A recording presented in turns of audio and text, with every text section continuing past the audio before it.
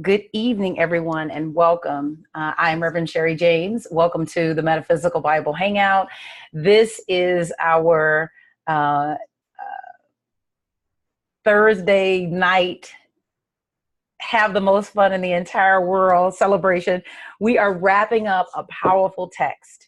We are wrapping up a text on Your Faith is Your Fortune by Neville Goddard. Your Faith is Your Fortune. We're on the final chapter of Formula for Victory. This has been an incredible journey from beginning to end. Neville is probably my all-time, well, no, because I love Ralph Waldo Emerson, and that might be a place to go next is with some of his essays, because his essays are the business. That might be where we go next. We'll see. What we're doing next, I'm developing a course that will be eligible for continuing education units.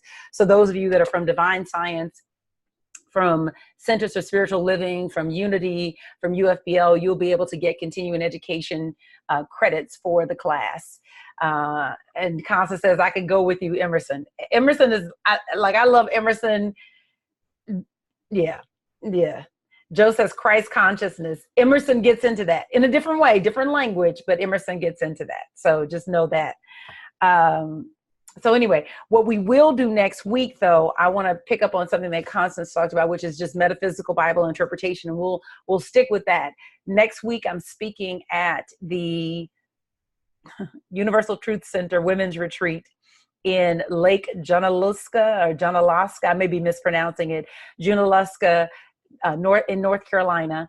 And so we'll have the Bible Hangout. Those of you that come live, we may start a little bit late depending on what time I get out of the session. I should be out of the session without any problems and to be on time for our 7 o'clock. Those of you that watch on YouTube, it won't make a difference because it'll be on YouTube. But just wanted to make you aware that we may run a little bit behind depending on when we get out of the session next Thursday night. But I will be broadcasting live from Lake Junaluska. Anyway, it's a retreat center in North Carolina.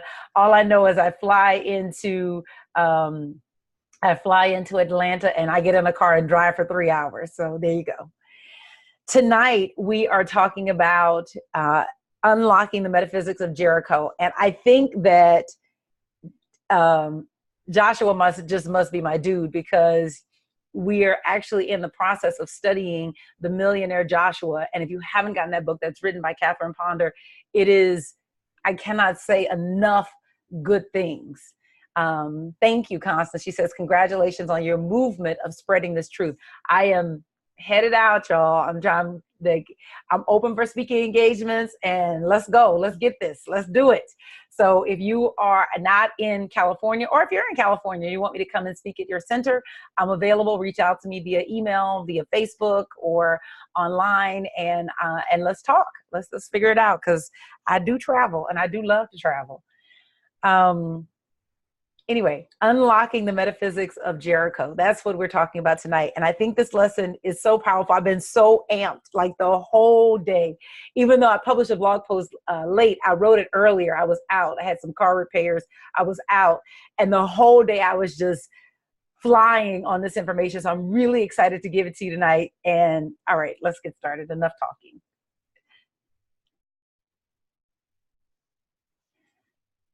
So our outline, we've got just a couple of announcements, which I don't think I have any announcements. I think I made all of my announcements. Opening prayer. We're going to talk about what are the hidden messages in Jericho. We'll talk about the metaphysics of Jericho, and of course, Q&A. Please ask questions throughout. If you are watching this on YouTube, you can put questions in the comments, and I will absolutely respond to those questions. Those things come as alerts on my phone, so I'm able to literally respond right there to whatever your question is. So feel free to put a question in the comments on YouTube. I absolutely do respond to those questions, and I pretty much do it inside of maybe 24 hours, 48 hours, unless I'm just super, swamped, and that really hasn't happened. I always talk about why I do this, and I use the movie Inception because, one, it's my favorite movie, but two, it really does capture this idea of an idea.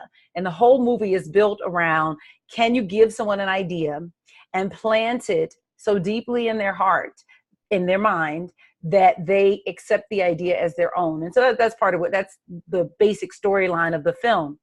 But I think of that as far as the Bible Hangout, that I am so committed to convincing you that you're great. I'm so committed to convincing you that you're made in the image likeness of God, not where it's something that you parrot because you hear people saying it, but that you know it at the core of your being, that when you know it at the core of your being, it changes the way that you show up, that you're no longer rocked by the things that happen in your world because you know you create the things that happen in your world. And even if you don't know the exact how, you're not moved because you know that just as easily as it was created, you can uncreate it. And so I'm so interested in passing this idea on to you and in sharing with you who you really are and reinforcing it for myself, because I get it, but I'm also, every week it's deepening in me. So this idea that I am divine, you are divine, we are divine, we are a God with skin on it. We are God with skin on it. I know that might be sacrilegious for some people to hear. Oh, well, I don't know what to tell you. That's it. We are God with skin on it. The Bible Hangout is free, but it does cost. And if you want to be a partner in this ministry, if you want to help me take this around the world, please consider making a gift. You can do that. There's a new link. You can do it at revsherry.com, but PayPal came up with this awesome link, paypal.me/revsherry. Hello, so simple. At any rate, if you want to support this ministry, if you want to see it grow and you want to see this message go around the world, then consider being a partner. There are some things that are coming down the pipeline that you're going to be hearing about, and we are going out and taking this message out. And so I just thank you in advance for being a part of that. The scripture for this series is, therefore, I tell you, whatever you believe and whatever you ask for in prayer, believe that you have received it and it will be yours. And what we're focusing on tonight is we're focusing on the belief part. We're focusing on deepening the belief. And so the techniques that I'm going to be giving you this evening are all about deepening that belief, deepening your ability to see beyond where you are and to believe for more than what you have. And so let's just take a moment to just relax and take a deep cleansing breath.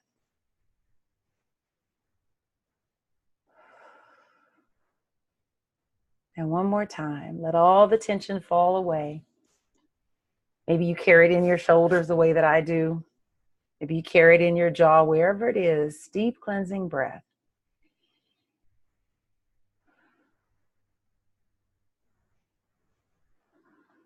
And last time.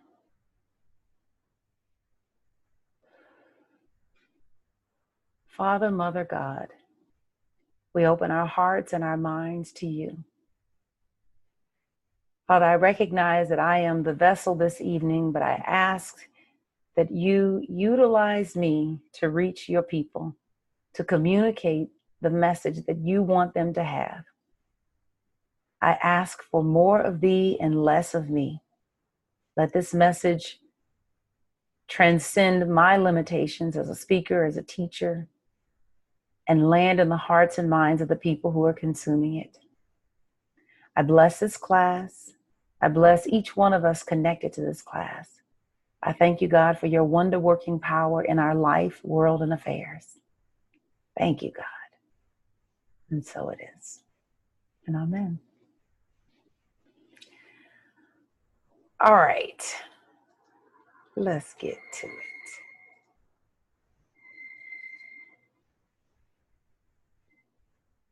So I kept the same picture, but this is what's changed. The question that we're asking ourselves tonight is, will you dare to reach for the impossible? Will you dare to reach for the impossible? And that's one of the metaphysical interpretations of Joshua's battle at Jericho. And that's where we're going to be focused tonight. When the scripture opens, when the book of Joshua opens, the verse, one of the first verses, verse 3, is that every place that the sole of your foot shall tread upon, that have I given unto you. And one of the things that we have to realize is that we don't just have a physical foot, but we also have a spiritual foot. And I'll explain to you how that works, because maybe that might be a foreign way for you to talk about feet. So we each have a physical foot. You know what your physical foot looks like. It's on the floor. You can feel it. You can perceive it with your five senses. Your spiritual foot is perceived differently. It's perceived through your imagination. So your spiritual foot is every place that you go in your mind, every place that you go in your imagination. Your spiritual foot can go places that your physical foot cannot yet go. Your spiritual foot can go places that right now your physical foot cannot yet go. So your spiritual foot can right now, I'm sitting in California. My spiritual foot can go to the hotel that we went to in Atlantic City, New Jersey, Harrah's Hotel and Casino, which we were there for our summer conference. That even though I sit right here in Los Angeles, and I'm in Glendale, California, even though I sit in this place, my spiritual foot can leave Glendale, California, and it can go back in time to that place where I was in Atlantic City, New Jersey. My spiritual foot can also go forward in time to a place that I have not yet been. I have never been to Paris.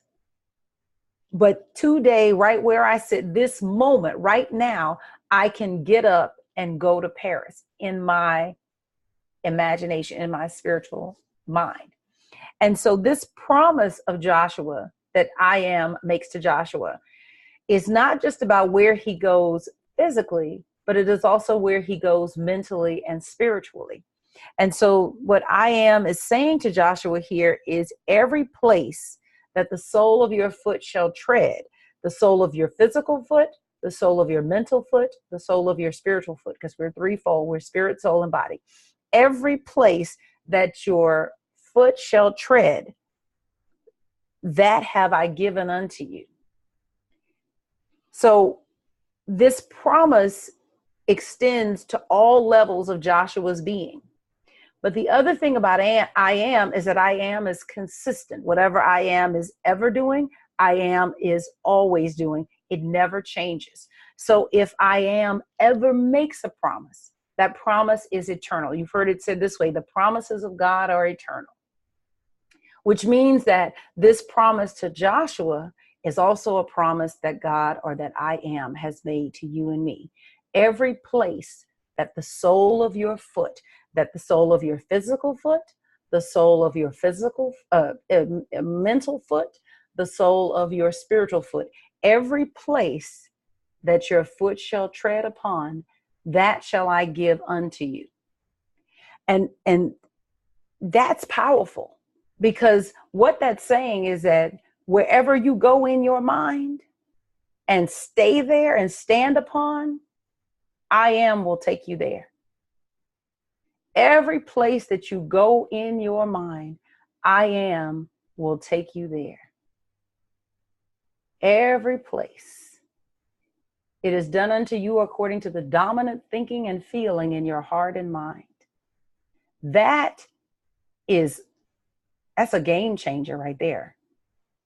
And so when we start talking about unlocking the metaphysics of Jericho, is one, to realize that Joshua's promise is our promise. Joshua's promise is our promise. Now, here's the thing about Jericho. Jericho was the impossible dream. It was the impossible dream. And what made Jericho impossible is that the city was surrounded. There were multiple cities inside of Jericho, or inside of Canaan, but it was surrounded by walls. And then there were all these other factions situated outside. So they didn't just have to battle Jericho, but they had all these other battles that they had to engage in order to just take Jericho. When we have been taught in Bible class about the Battle of Jericho, or the walk into the promised land, or conquering the promised land, it's been collapsed into a single battle in the minds of most people. And only if you get into like an advanced Bible class do you realize that it was battle after battle after battle after battle. Jericho was impossible because it was a rich city. It sat behind these almost impenetrable walls, was protected. And not only that, the children of Israel, the Hebrews, were a nomadic people. They were living in they were homeless. So just to put it in a modern vernacular, it would be like, we have these tent cities in Los Angeles. And I know that they're in other areas too, not just in Los Angeles. But there are places where you can go in Los Angeles where it's literally just rows and rows and rows and rows of tents, people who are homeless, who essentially live on the streets, and they live in these tents. Now, the thing about living in a tent or living in these tent cities is that there's only so much that you can accumulate. And, I don't know if there were shopping carts back then. I'm going to guess that there were probably not. So what they had was what they could carry by hand. When you live a nomadic lifestyle, which is what being homeless means, that's an ancient word for saying homeless. When you live a nomadic lifestyle, you don't accumulate anything. There are no weapons of war that you're walking around with. You ain't got no room for no tanks or whatever would be the implements of war during that time period.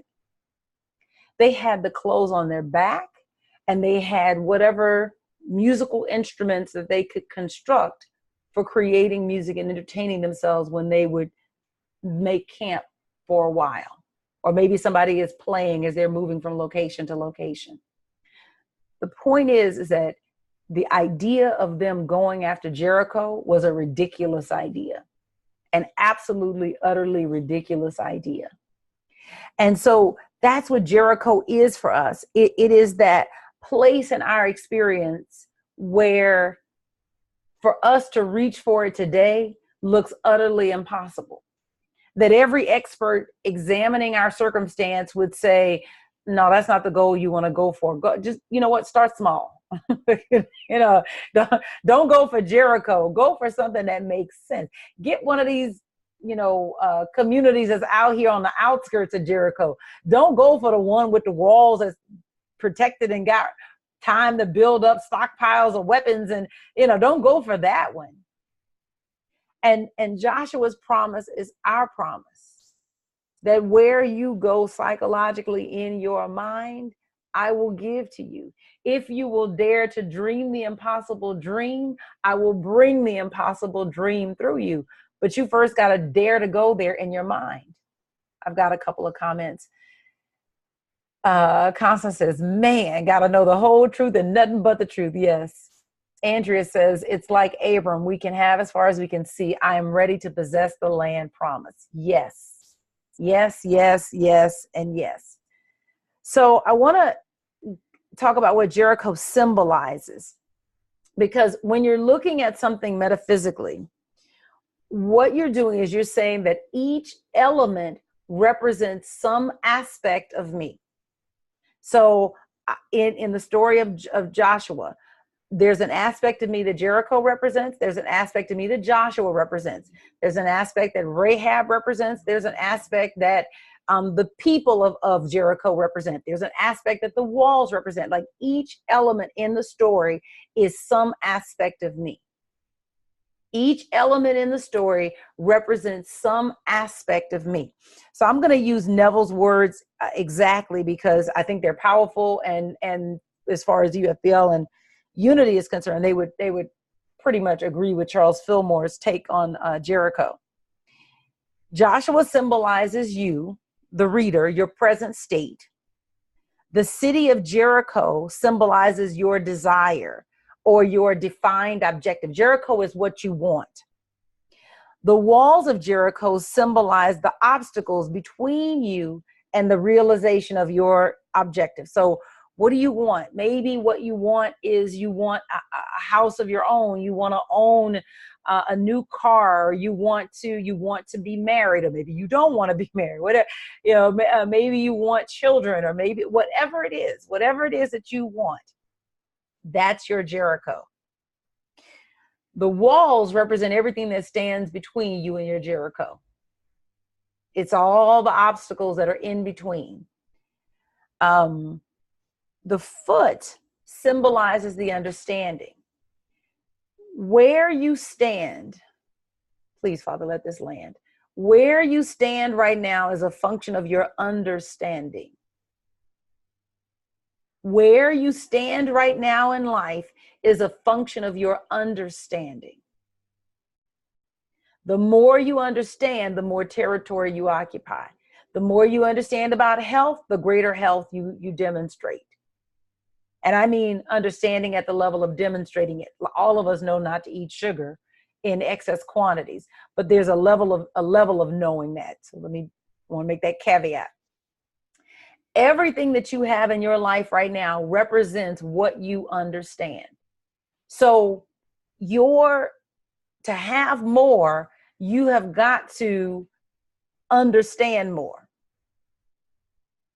To have more, you've got to understand more. So he says the foot represents or symbolizes the understanding. When you place your foot upon a definite place, what it means is that you are essentially fixing your mind on a psychological state. You're fixing your mind on a psychological state. So to put your foot someplace that you are now not, to put your foot in, pick a dream where you want to go. I'll use mine. So I'm interested in speaking to large audiences. I see myself speaking to stadiums of people, and I'm really turned on by the night of hope that the Osteens do. I love that idea, the idea of being in this arena and all of that. So what I would do is I would go to that arena in my mind. I might find a picture, and I know one because I saw it. I might find a picture of Joel Osteen sitting in the bleachers, watching them prepare the stage for him, and him overseeing the I can't get my words together. The putting together. I can't get the right word. The assembly of the stage where he's going to speak.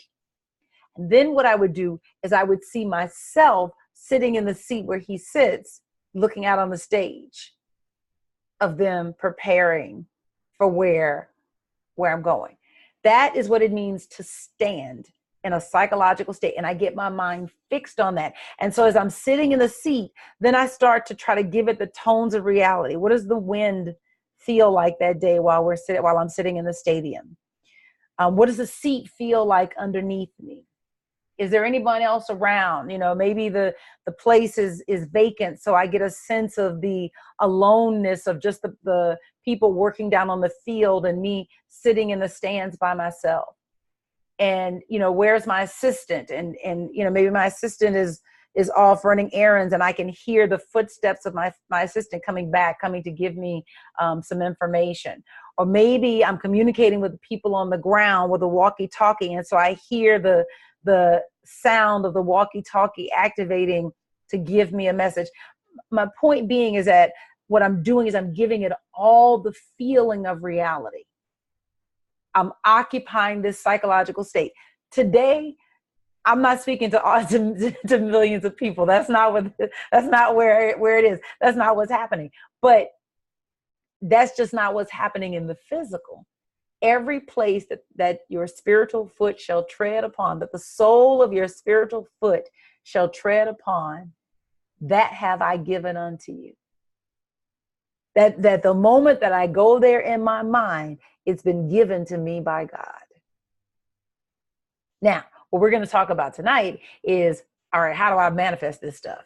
I get that I need to go there in my mind, but how do I bring that stuff out of the invisible into the visible, where I can put my hands on, I can smell what the stadium smell like for real, not just in my imagination. That's what I'm talking about.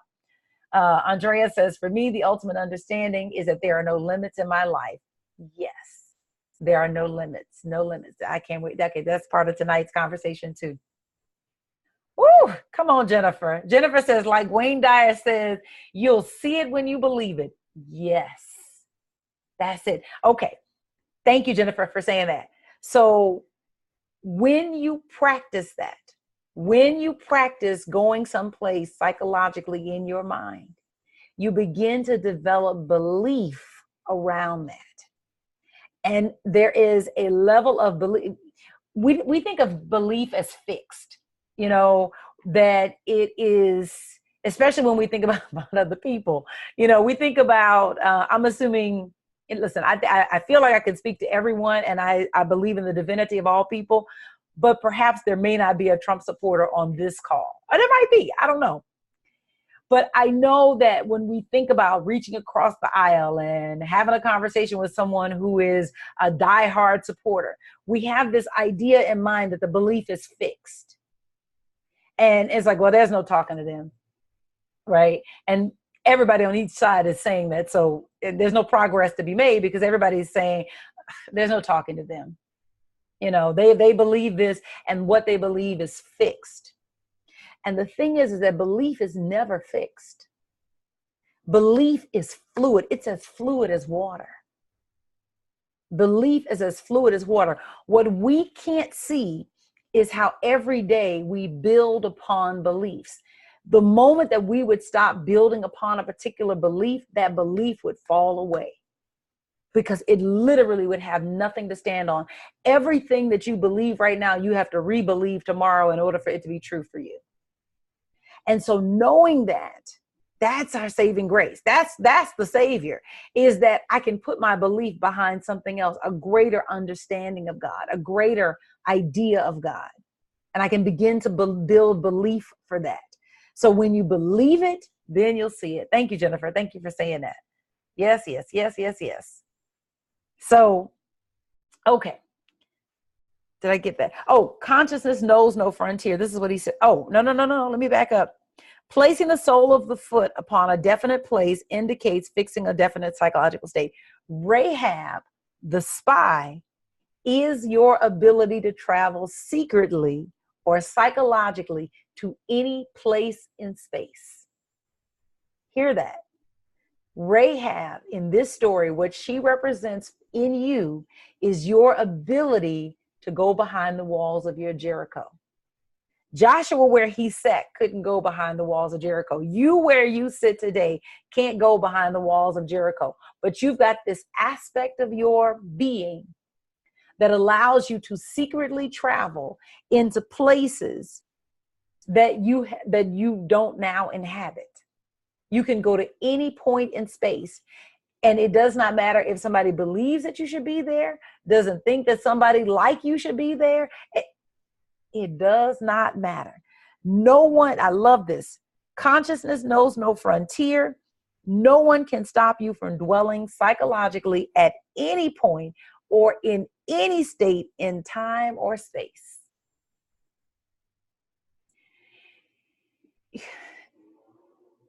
Nothing limits you. That's the bottom line. There are no limits on your life. If you are willing to go there in your mind, I am will work out the details in order for you to have it. I brought up in the blog post Diana Nyad, and I'm in the process of reading her autobiography, Find a Way. What is remarkable to me about Diana Nyad is that she wasn't an Olympic swimmer. I didn't know that. I thought she was. She wasn't an Olympic swimmer. But what she had was this rock solid discipline, and she had this incredible work ethic. And she did compete as far as swimming, but her area of excellence was in open water. And someone learned about open water swimming and invited her to go swim in like this open water event. And she did, and she dominated. And then she started taking on these challenges. And what brought her to prominence was that she did a swim, the only woman to do it at that time, around Manhattan Island. And everybody just went bonkers. And so she now had this notoriety because she had swum around Manhattan Island, which is like almost a 22-hour swim. And the thing about these swims is that you swim nonstop. There is no stopping there is no rest period. If there were a rest period, it would be considered a staged event. And swimmers or competitors never like a staged event because they feel like it speaks to their endurance, to their ability, to whatever. So she swam nonstop for 22 hours around the island of Manhattan. Then she gets in her mind to do this. She started looking for unusual stretches of water because a lot of times what would happen is that you would swim from one point to the next, but you wouldn't necessarily swim from coast to coast. And there are only a few places on the earth where there is a stretch of water that is basically from coast to coast. And one of those places is basically the stretch of land, a stretch of water between Havana, Cuba and Key West, Florida. So she gets it in her head that she's going to do this. She's 28. She's hot shot. She's got the physique for it. She's built, and she gets out there and she starts going. And the thing is that the Gulf Stream, I don't know if you guys know this, the Gulf Stream runs counter to the flow of the Atlantic Ocean. And so I think it's like a mile across. It's not very long. It's a mile across. But essentially what happens is that you're swimming and the waters are with you and they're carrying you across the Atlantic, but there's a river in the Atlantic Ocean. It's one of the most amazing things to realize about our Earth. And there's the Gulf Stream and it flows right through the Atlantic. And so it can pull you off, right? She gets pulled, this is 28, she gets pulled off and ends up basically heading to the Bahamas. And she ends up on the shore of the Bahamas. Not what she intended, not what she meant. No, wait, I don't even think she makes it to the Bahamas because even that was like a bigger distance. Anyway, the point is a big epic failure. And it was a really big deal because they had to get permits from Cuba. Cuba waited until the last minute. They didn't know if they were going to be able to pull it off. She tries it again at 29 and Cuba does not grant the permit. So the swim is over, but she has some notoriety and she ends up being a broadcaster. She stops swimming for 30 years. And in her 60th year, she picks up the idea of swimming again. And this idea of crossing from Cuba to Florida won't let her go. And she dares to dream again. And she's 60 years old. She's not just 60, but she hasn't swam at that level for 30 years. And then she decides, well, I'm gonna try it again. And she fails. In fact, she gets stung by jellyfish, the box Atlantic jellyfish. They got to catch her with some epinephrine to stop her passage or air passageways from collapsing, because that's what happens with the box Atlantic jellyfish. And you have seconds to like pull this off. She ends up going back 4 times and fails. And on that 5th time, she gets in that water and she's just like, find a way to keep going. The other threat is that it's a shark cage. And she decides that she doesn't want to swim with a shark cage because any object in the water will catch some kind of momentum. And so essentially it's protecting from the shark, but it's also giving you a little help in the water. And so you basically, it would be, Diana Nyad swims from Cuba to America, but it'll have a little asterisk. And then the asterisk will explain, well, she did it with a shark cage. So she basically says no to the shark cage, and I'm gonna just deal with these box Atlantic jellyfish. And her thing was just find a way to keep going, find a way. It's her autobiography is called Find a Way.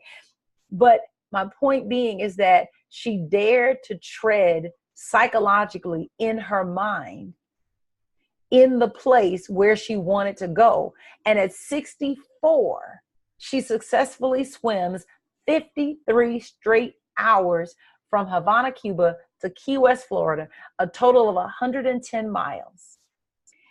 There's something that happens to you that's like sensory deprivation when you have been going for that length of time and you're swimming. And she was losing body weight because you're expending so much energy and you can't take in as many calories, because when you eat, the reason they tell you don't go to sleep when you eat is because when you sit up, your body digests, but when you lean forward, it compromises your ability to digest. So she might eat a 1,200 calorie meal, meaning what they're giving her, in the water, but she only gets 700 calories because she's basically flat on her stomach. Within you lies the potential to obliterate every barrier in your life. But you've got to know how to do that. And that's what tonight's conversation is about. So go to Jericho in your mind. One of the things that Diana talked about is in her book is she talks about the hours that she spent visualizing, seeing the waves, like imagining every potential thing that could come up. How was she going to handle if she got stung by a jellyfish? What would seeing the handlers push away a shark and her surviving it. Imagining herself getting across the Gulf Stream and not being pulled off the way that she was the first time she undertook this journey, is that you go to Jericho in your mind. You go to Jericho in your mind. And in that book, you hear her talk about the hours upon hours of visualization, of mental rehearsal that she did in order to prepare for what she was going to endure physically. And then what she talked about is that in order to pull off some of this stuff, you need a steel trap mind. Now, one of the things about having a steel trap mind, and I have to say this because, you know, we like to put people on pedestals and we say, well, that person, you know, if you listen to Diana talk about herself, even she will talk about, you know, I have the mind for this kind of thing. And the presumption when people say things like that is, well, she has the mind for this and somebody else doesn't. And what you have to understand is that you have the mind for that you've developed. You have the mind that you've developed. No one is, in her growing up, one of the things that she shares is that her dad, for whom she got her last name, Nyad, it's a Greek name, that he talked about her as a champion. And she really latched on to that idea as a young girl, that she was this champion. And you can see through how she carried herself through high school. She was this very dedicated athlete, that she saw herself as a champion and she cultivated this attitude of herself as a champion. And there's a way that she walked through her day because she's a champion. Now, because we understand how consciousness is built, what you say to yourself over and over again is what becomes true for you. Diana Nyad is no more of a champion than you are. But what have you developed your mind to do, to be, and to have? If you will do the work to condition your mind, you too, me too, can have a steel trap mind, meaning that no matter what happens, that I just keep going, I just keep going, I just keep going. That's what Thursday night is like for me. It is that no matter what is happening, I just keep going. You know, when I started looking at places where I need to cut so that I can have time to do some of the other things that I have in my life, Thursday night is off the table. It's just off the table. Because in regards to Thursday night, I've got a steel trap mind. You can develop a steel trap mind. It's not a secret. You just practice doing it.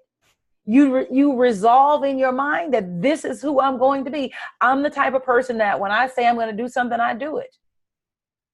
And even just describing yourself that way will help you to live that way. You know, you could, even if you are struggling with diet, you can literally begin to say things like, you know, I'm the type of person that just doesn't eat sugar. Who cares if it's true in that moment? What you're doing is you are programming yourself. You are saying who you are. This is a way that you work with I am. Inventor Ray Kurzweil, and I posted one of his videos and I wanted you to hear it because I thought it was so powerful. He was being interviewed by Tom Bilyeu, who founded Impact Theory and co-founded Quest Nutrition. And in the interview, Tom asks him, like, I forgot the question, like, what do you do to to go after a seemingly impossible idea, because that's one of the things that Ray is known for, is going after these impossible ideas. And he says, well, you know, one of the things that I do is that I see myself in the future, 4 or 5 years into the future, giving a talk to an audience explaining how I accomplished the thing that right now looks impossible. Where you go in your mind, where you dare to go in your mind, I am will take you there. And here's the thing. One of the things that we do, and we have to be mindful of, and especially growing up in this country and depending on what group you belong to, is don't block your own opportunity. I work really hard to master my mind. That's really important to me, to free myself from the bonds of slavery, to free myself from the bonds of oppression and all of that.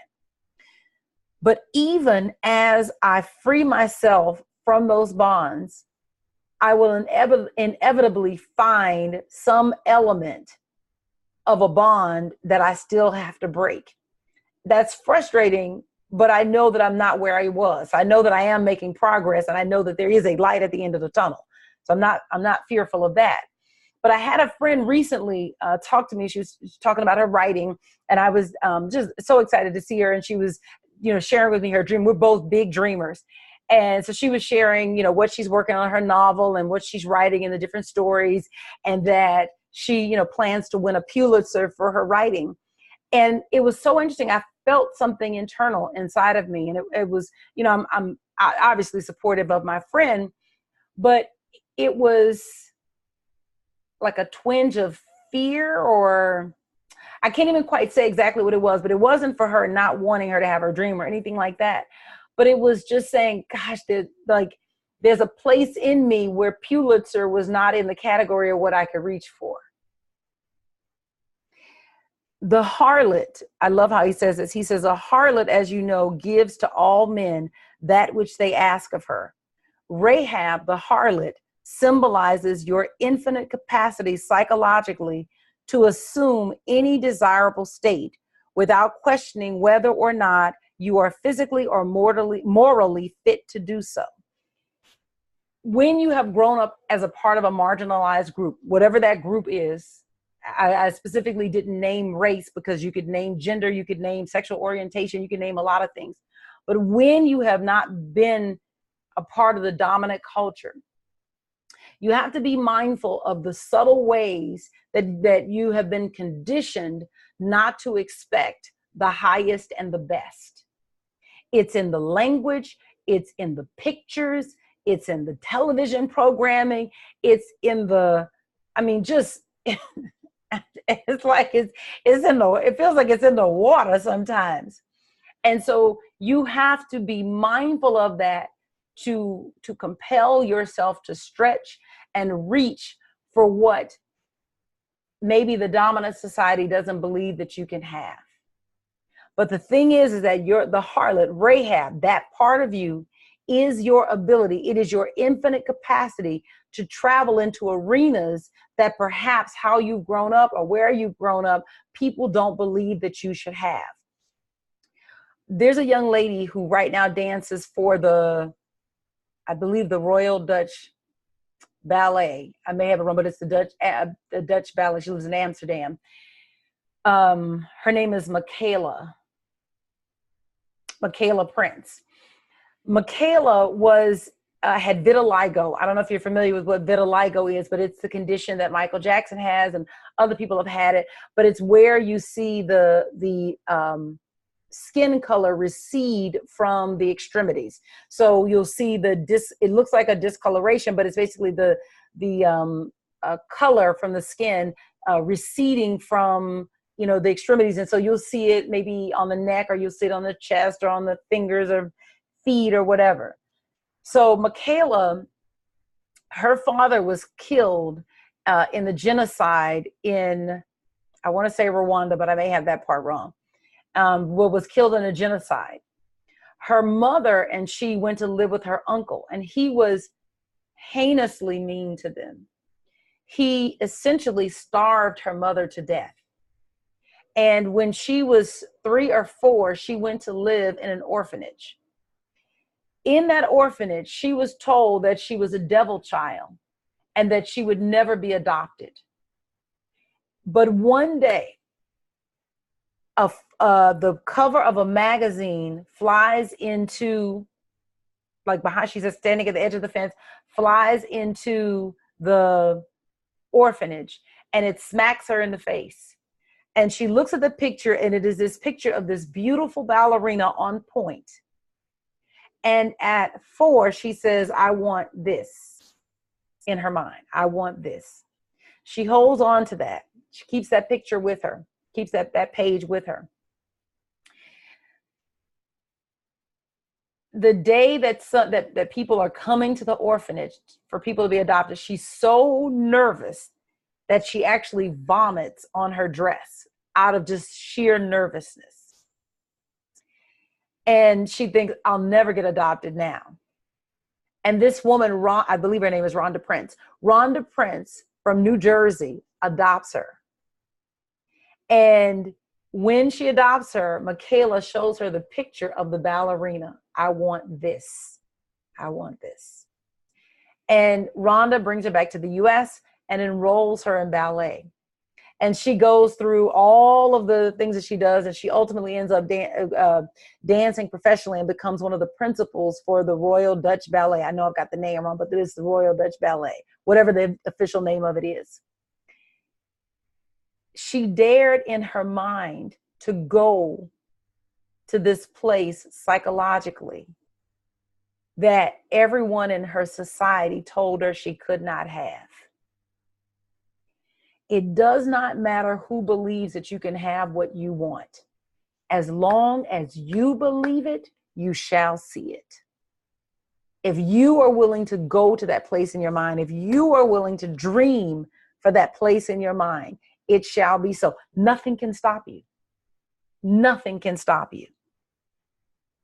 And so we have to be mindful not to tell ourselves no.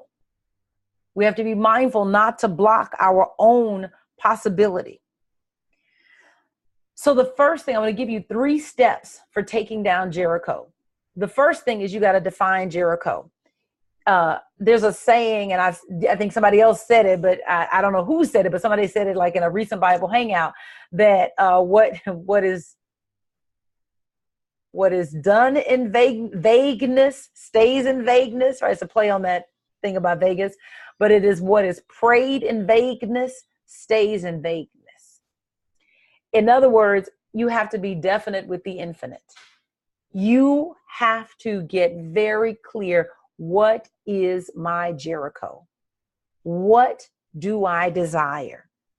Neville says, define your objective, not the manner of obtaining it. That's not, that part's not your business, but your objective, pure and simple. What do you want? Know exactly what it is you desire so that you have a clear mental picture of it. Now, there are many programs that paid and unpaid that you can do to understand, okay, what is my Jericho? I'm going to recommend the one that don't cost you nothing but some discipline and some time. If you will make an appointment with I Am, put it on your calendar and make that appointment and keep it. And every time you go to sit and to pray, the clarity that you are seeking will come. I am a witness to it. I know that it works, but it's the consistency. One of the things that Myrtle Fillmore would do, and I thought this was powerful, when she would pray, she would sit in a chair, but she would sit a chair in front of her, and in her mind, Jesus is sitting in that chair, and she would have this conversation with Jesus about whatever she was working on. Whatever she was working with, it could have been health in her body, it could have been finances for Unity Farm, whatever it was. It could have been a student she was trying to reach, or maybe praying about how to respond to a letter that she had received, whatever it was. But she had this rock solid discipline. Charles Fillmore was the same way. He was a very methodical person, and he would set an appointment with God, and he would meet with God every day at the same time. Mae McCarthy talks about this in her book, The Path to Wealth. She talks about meeting with the CSO, the chief spiritual officer in her life, which is the name that she gives God, that she has every morning at the same time. There is something that happens in the consistency of showing up. There's a clarity that's produced. Now, whatever it is that you're seeking, whatever clarity, it will come to you. One of the stories that impressed me, that touched me so much, is Sarah Blakely. I am a Sarah Blakely fan. Sarah Blakely is the billionaire founder of Spanx. She is a student of this kind of teaching. She had been studying Wayne Dyer and Florence Scovel Shinn, and I believe The Game of Life and How to Play It. And so she had been studying them, and she was selling Xerox copiers, either Xerox copiers or fax machines or something like that, getting told no. And she knew she wanted to do something that would serve millions of people. She didn't know what that was, but she knew she wanted to serve millions of people. And that's what she would meditate on. One day she was headed out with friends, and she put on her pantyhose, but she had on like capris. And so she didn't want the pantyhose showing beneath the capris. She just wanted the support, but not the pantyhose showing beneath the capris. And so in a kind of offhanded, whatever, let me try this, she cut the bottoms off. And she had the support that she needed, but then the pantyhose were not showing beneath the capris.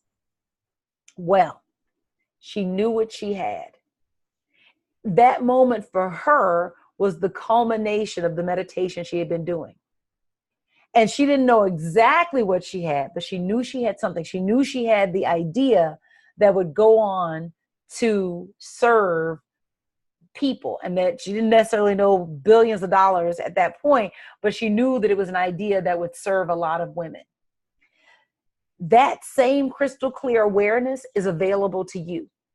If you will reach for it, it will come. I had this experience literally just this week. I won't give too many details because I'm still working on the language, and you're going to start hearing more about it. But I have been praying about, who am I serving? That I love this teaching, but you know, when you are trying to communicate, you got to have a very specific person in mind. And so I've been praying about that and just kind of meditating on it, and for a little while, and reaching for it. And you know, while I think this teaching is for everyone, I know that everyone can't hear what I got to say. So it's okay. So it was, okay, God, make it clear who my tribe is. And it came to me in the most unbelievable fashion. It was totally one of those, like, I wasn't in meditation, although I could not get there without meditation, but I certainly wasn't in meditation. But it was just this, oh, that's my people. That's who I'm supposed to be talking to. That same crystal clear awareness is available for you. But what you got to do is you got to make the appointment, and you got to keep it, and you got to show up and just have this conversation. If you need to, do like Myrtle, put a chair in front of you. Imagine Jesus sitting in the chair, or whatever your version of I am is, whatever that looks like, whatever helps you be in the moment and have a conversation with the divine, whatever that is, do that.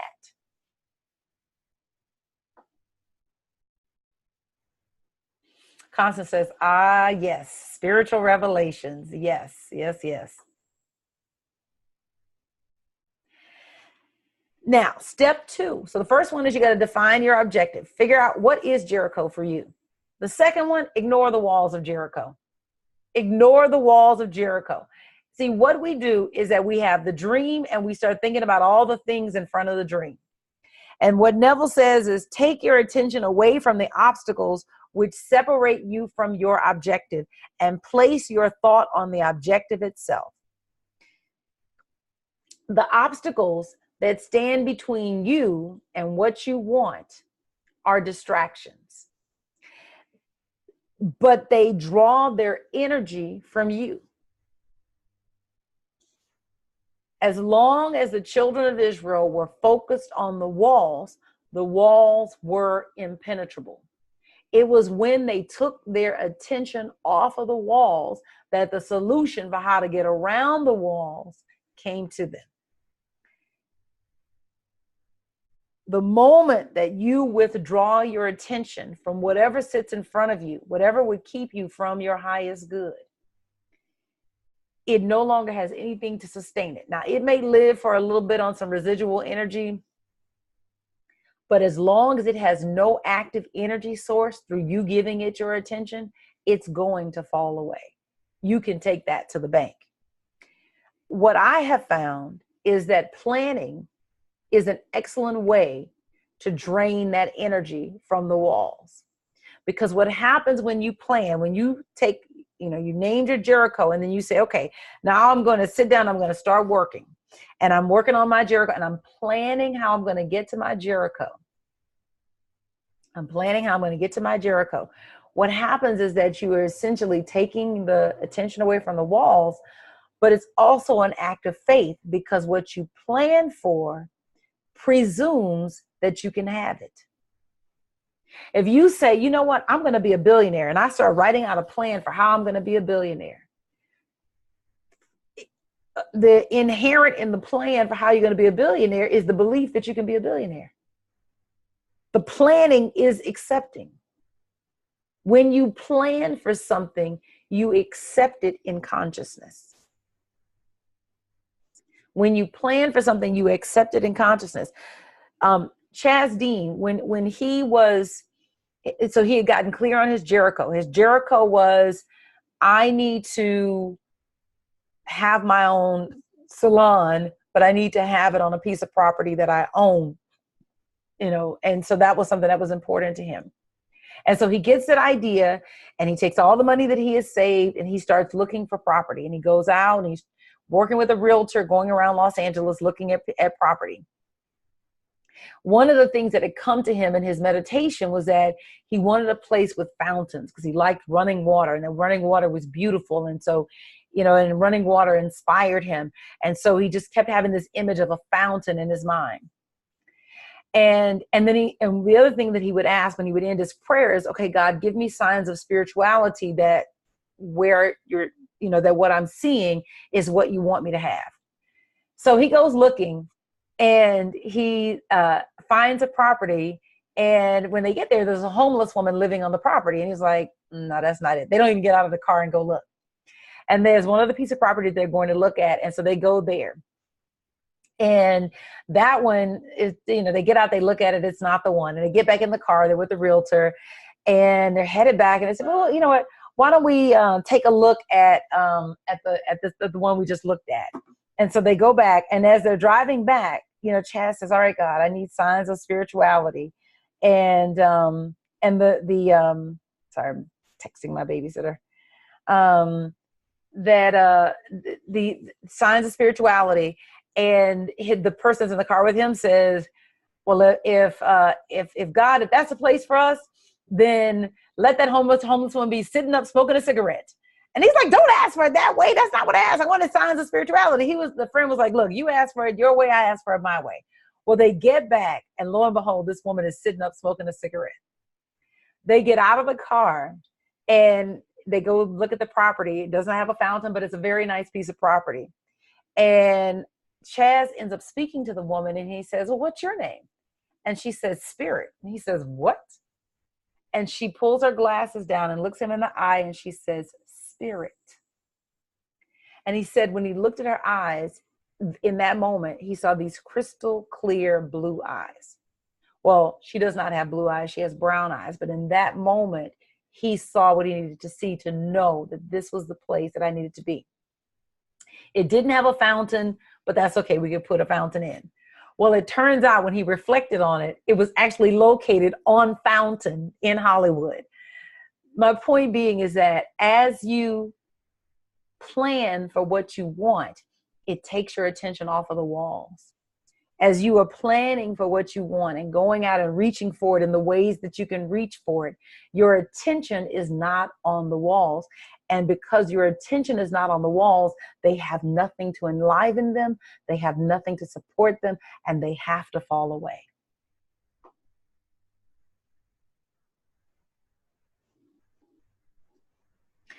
Finally, mentally go inside Jericho. Now, we talked about this, but I want to go a little bit more in depth with this. And I hinted at it when I talked about Joel Osteen and seeing him in that stadium. It was an article in Success Magazine, and seeing him sitting there and then putting myself in the seat where I saw him sitting and looking at them preparing the stage where I'm going to speak. You want to make the experience of your objective real. And so you close your eyes and you feel that you are already in the city or the state that you would capture. And then you remain in this psychological state until you get this sense of satisfaction. It's just like a sense of completeness, if you will, for that moment. You see it happening as if it's real. And there are many ways that you can do it. You might be able to do it with just sitting and doing it, but you might need to use some music. One of my favorite songs, and I played it for you guys before, is Carrie Underwood's The Champion. When I need to really think about the type of music that I would play before I go out on stage and how I would get myself in state before I walk out there, that it would be that song. And so then I play that song and I imagine myself backstage getting ready to give that talk. Are you hearing what I'm saying? That you use the things in your environment. Another thing, and I posted this in the blog post, there's a book called Walking Your Blues Away, Tom Hartman. And one of the things that he talks about in the book is the healing aspects of walking long distances. That there's something in the bipedal action of swinging your arms naturally, not mechanically, but naturally, and walking at a natural pace over a long period of time, that it literally clears the mind. That it begins to break up energy. And one of the techniques that he talks about in the book is that if you have a problem, you can take the problem and psychologically hold it in front of you and walk with it. Your arms are swinging, but you're walking with it, but the problem is being suspended in air in front of you.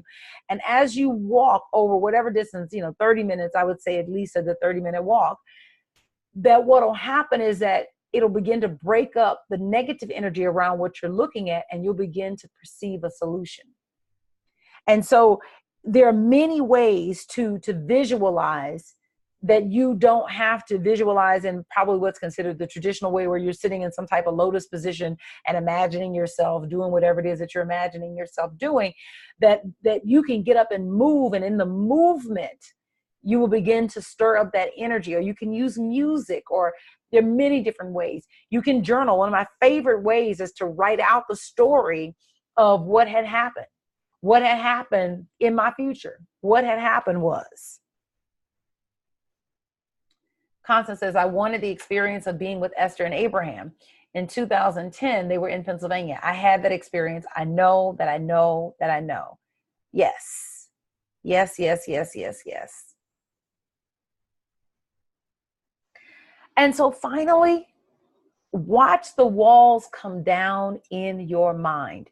So all of this work, these 3 steps where you define your Jericho, then you ignore the walls that surround Jericho. Just don't even pay attention to them. And then, but you put your attention on something positive about your Jericho. And then you imagine, you make your Jericho feel as real as possible. That what happens when you do that, it culminates. It culminates in a sense of inner conviction. Now, I can only tell you what this feels like in my experience. You might experience it differently. But what this feels like in my experience is that it feels like a click, like it's like an emotional shift. The car that I have, it was a car that I wanted. I've been test driving the car. I would imagine myself driving the car. I had pictures of the car posted everywhere. It was the car that was, like how I imagined it. And I remember one day coming downstairs from my office, and I put my key in the car that I had at the time, which is a Mazda 626. And as I was turning the lock on the car, I had this feeling that just kind of came over me. It was like, it washed over me, that just said, you're done with this.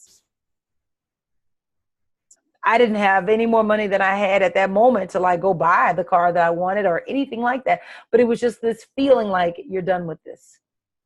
And so when I experience that culmination, for me, it feels like this shift. It's like 1 minute it's something that I want and I desire it, but I don't have it.